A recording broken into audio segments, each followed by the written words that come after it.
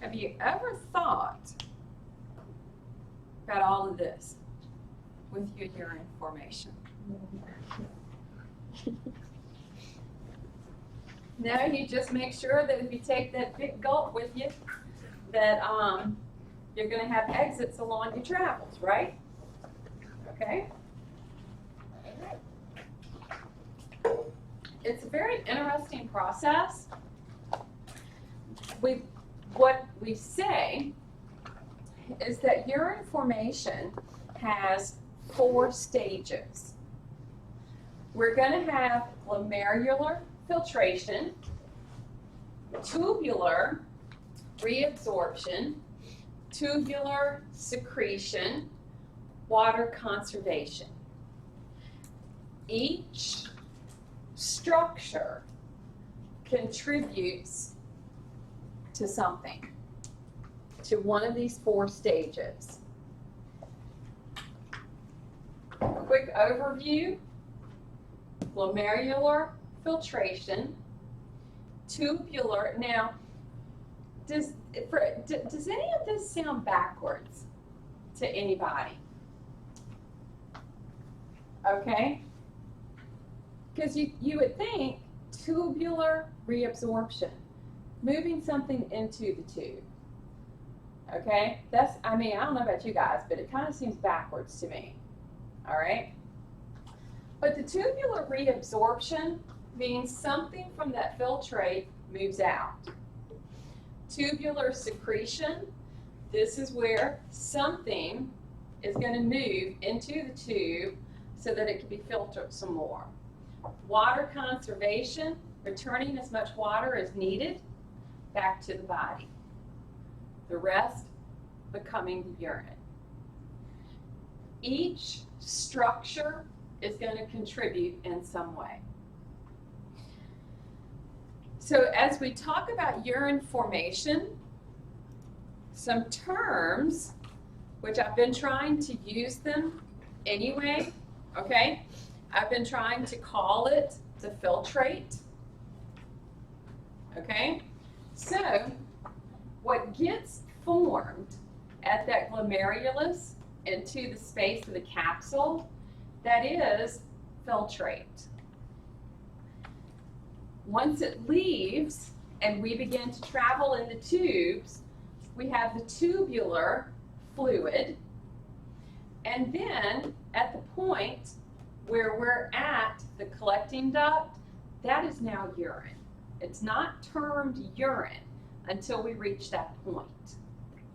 For the most part, you'll hear me call it the filtrate or the fluid. Okay? So, urine production. Glomerular filtration. How we're going to move water and solutes from those capillaries into the space. It's passing through that filtration membrane.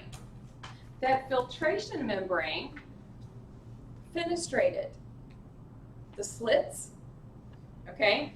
Remember when we had the blood vessels, and in some cases the blood vessels were fenestrated, and they could have large gaps or a smaller gap, but they were a pretty huge gap, okay? The fenestrated endothelium, very highly permeable. That means that that stuff that's moving through that glomerulus is getting pushed out. However, it shouldn't be large enough in these fenestrations for something such as blood or proteins to pass. If blood or proteins are found in the urine, there's usually something wrong with this membrane. The basement membrane, look at this. Do you guys remember proteoglycans? You guys remember those? The stuff that looks like the test tube brush? Okay, stuff that looks like the test tube brush. So once again, making something very structurally important, okay? This one only let some of the particles pass, and it's going to have a negative charge that will also keep other particles out. So the structure of this filtration membrane, it's pretty cool. So that capillary is going to have a basement membrane. We're going to find that those capillaries, they're covered, okay, and they tried to show it in the other pictures. We've got this covering around those capillaries. We're going to have some of the little fenestrations that will show up. They're doing a complete wrap around a capillary. They actually digitate around that capillary with its basement membrane because they're controlling the materials that will pass through these slits. Okay? None of them should be big enough for a blood cell or protein to pass. What does get to pass? Water, salts, sugar, fatty acids, amino acids, nitrogenous waste, and vitamins. Now, think about this for a second. At the point of this glomerulus, where that blood is moving through those capillaries, and we're having it under the pressure, and this stuff gets to move out into the capsule space and become the filtrate. And if this is the stuff that's going to be found in that filtrate, how much of it do we need to return back to the body? Do we, okay, think about this for a second. Do we really want to get rid of all of our water? Do we want to get rid of all of our electrolytes? Do we want to get rid of all of our glucoses? Do we want to get rid of all of our fatty acids? I wish. Okay. How about the amino acids? How about the nitrogenous waste? Yes. Okay. How about vitamins? No. How much of this that can pass do we really want it to go all the way into the urine? Not a lot. So what do you think is going to happen as we begin to move from that glomerulus into that proximal convoluted tubule? We're going to see a lot of it get reabsorbed back. Does that make sense? Okay. Like I mentioned just a few minutes ago, if we see red blood cells, hematuria, or if we see proteinuria, that has passed through the membrane. It shouldn't, okay? And that will be the result. Something has damaged this filtration membrane. So if we kind of look at a blow up of the filtration membrane, right here, my blood flow. Over here, making up my membrane. We've got our endothelial cells of that glomerular capillary, the basement membrane of that capillary, the filtration slit, what we term fenestrations, okay? They can be small, they can be big. The filtration pore, note the separation on the base, at this basement membrane of the capillary. Foot processes of a podocyte.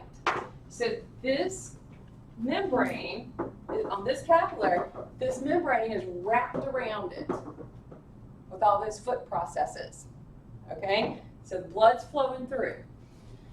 Now, water, electrolytes, glucose, amino acids, fatty acids, vitamins, urea, nitrogenous waste, uric acid, nitrogenous waste, okay, creatinine. What we hope doesn't make it through: blood cells, proteins. These are going to be charged particles, minerals, hormones. That's the stuff we don't want moving into the urine, into the filtrate. So the hope is that based on the pressures, based on the health, that materials that are supposed to move out will move out of the fluid. Now, anybody at this point got a question? You said you don't want hormones going out in the urine, but They can. okay. And like when they're done in the body, that sort of thing. But usually what happens is the body degrades them.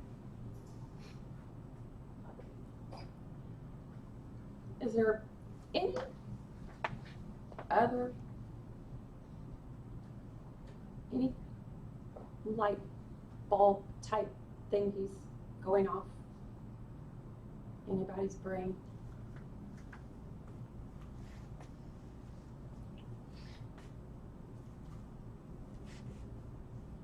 If the majority of what I want to get rid of is simply the nitrogenous waste, why does everything else have to move?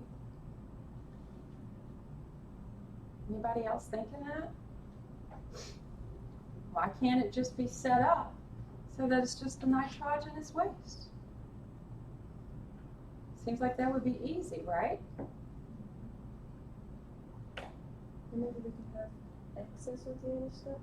We can have an excess. So the body has to get rid of it. And so the body has got to make sure that it either returns it or it does become part of the urine. And that's why all these processes have to occur. So, BHP, any idea what that might stand for?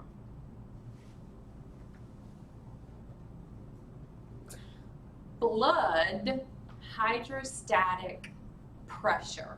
You'll see that in your reading. As I've mentioned several times, blood pressure in the glomerulus is high.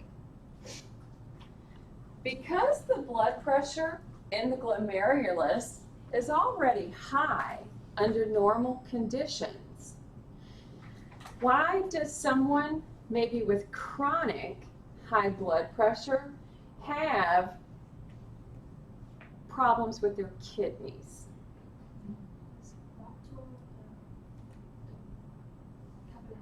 It will. It will rupture that glomerulus apparatus. That's not good.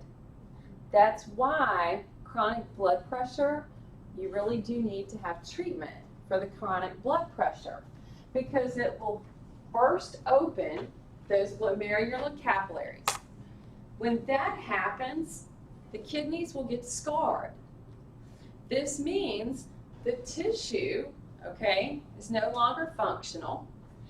We will see that renal vessels, it'll promote atherosclerosis, hardening of those renal vessels, and it can lead to renal failure, which leads to high blood pressure, which leads to the rupture, the scarring, the hardening, which leads to high blood pressure, which leads to the rupture, the scarring, the hardening. Do you see the cycle that's getting created? Okay, so it's, you guys remember positive feedback? All right, and a lot of people let their high blood pressure go untreated, and this is one of the results that can happen, is this whole thing can rupture. The pressure that's within this glomerulus, we have a very high rate of filtration taking place. So as that blood is moving through that capsule, moving through this capillary apparatus, there's already a lot of the pressure being created, but does that flow ever stop coming into that glomerulus? Not really. There are certain conditions that will slow the flow, okay? But for the most part, we have a continuous flow of fluid through these structures. Something else that affects the filtration, colloid osmotic pressure. Do you happen to remember what a colloid is?